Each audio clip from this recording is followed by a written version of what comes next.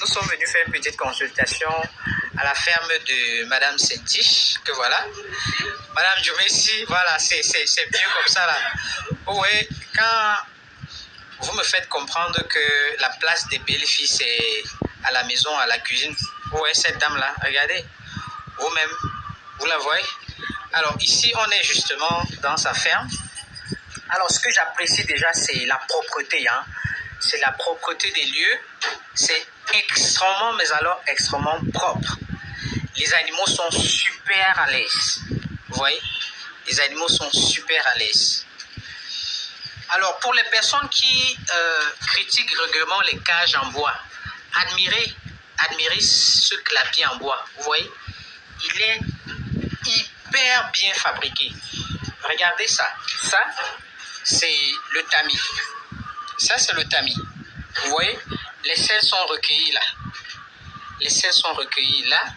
Et l'urine traverse.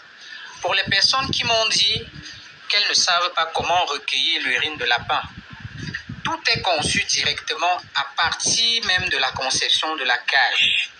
Vous voyez, les selles sont recueillies à ce niveau. L'urine va descendre. Là, voilà l'urine. Donc, on a installé des PCV là. Vous voyez? On a installé des PCV. L'urine descend et c'est canalisé directement là. Voilà ça qui est recueilli à ce niveau. Vous voyez? C'est recueilli à ce niveau. Et c'est cette urine-là que les agriculteurs achètent, du moins les agriculteurs conscients. Je vous ai dit d'arrêter d'utiliser les insecticides, les fongicides et les engrais chimiques, ou du moins réduisez. Si vous êtes agriculteur, pensez à produire le lapin. Ou alors, si vous ne pouvez pas produire, achetez de l'urine de lapin. C'est le 4 en 1. C'est un fongicide, c'est un insecticide, c'est de l'urine, c'est un engrais naturel. Ça, c'est le précieux nectar. En fait, vous élevez votre lapin, la chair vous vendez, et l'urine, vous recueillez et vous revendez.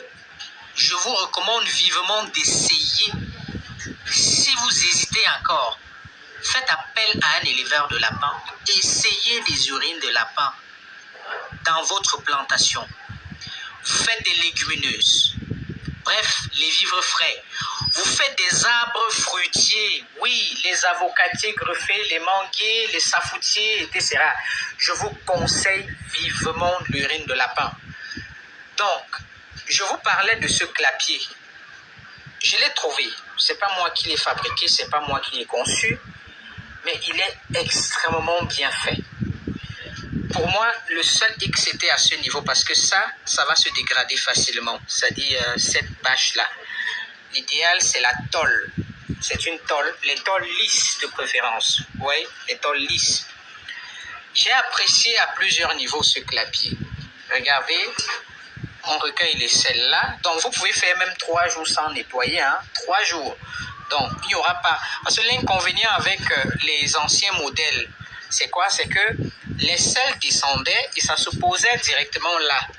Vous voyez, l'urine venait se mélanger. Donc, une partie des selles venait se retrouver ici à l'intérieur. Vous voyez, dans le tuyau, dans le PCV là. Et puis, ça se fermentait. Et là, après 2 jours, ça dégage énormément et ça stresse les lapins. Voilà pourquoi je vous conseille vivement ces modèles-ci avec des tamis incorporés qui peuvent vous permettre de recueillir les selles. Et là, les selles vont rester ici. Vous voyez, c'est pas mouillé. C'est pas mouillé du tout. Pas mouillé. L'urine descend et c'est canalisé là. Vous voyez? La femme, elle est propre, elle est sans odeur. Vous pouvez produire comme ça pendant des années. Et les gens ne sauront même pas que vous faites le lapin. Vous voyez? Donc, alors vraiment, je vous recommande vivement encore ce secteur. Je vous ai dit que le lapin peut nourrir l'Afrique. Le lapin peut nourrir les Africains. Le lapin peut créer des millions d'emplois en Afrique. Regardez ce petit espace. Et là, on n'a rien exploité. On est là pratiquement dans un 10 mètres sur 5. Voilà, dans un 10. Non, 10 même, je crois que c'est beaucoup. Voilà, regardez, il y a assez de l'espace. Assez de l'espace. Et je tire un coup de chapeau au monsieur qui prend soin. Je tire un coup de chapeau. Voilà, ouais, on a assez d'espace à l'intérieur. c'est aéré. Donc, on pourrait mettre d'autres clapiers. Et là, ça, c'est l'atelier de maternité. Je précise encore bien.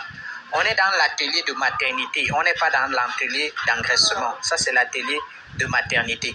Donc, la dame qui est promotrice de la ferme de Nzon, ici à Tchon, à l'ouest du Cameroun. Regardez, c'est pas une vieille mère, hein, c'est une jeune demoiselle, hein, c'est une jeune. Vous voyez, quand on vous demande de sortir des complexes de femmes et d'aller sur le terrain, c'est une jeune dame qui tient ce projet. Donc ici, elle compte y développer le lapin, donc c'est un projet récent. À côté, elle fait des pondeuses.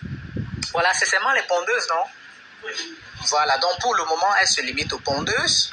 Voilà, elle fait des pondeuses, elle a lancé le projet lapin, elle a son atelier de maternité ici. De l'autre côté, elle a l'atelier d'engraissement. Voilà, donc si vous êtes à Tchon et vous avez besoin désormais de lapin, voilà la référence. Je vais mettre son contact en bas. Vous allez l'appeler, elle pourra vous donner quelques petits conseils. C'est une dame qui est assez ouverte à échanger avec vous. Voilà, on se dit à très bientôt pour de nouvelles vidéos et de nouvelles astuces.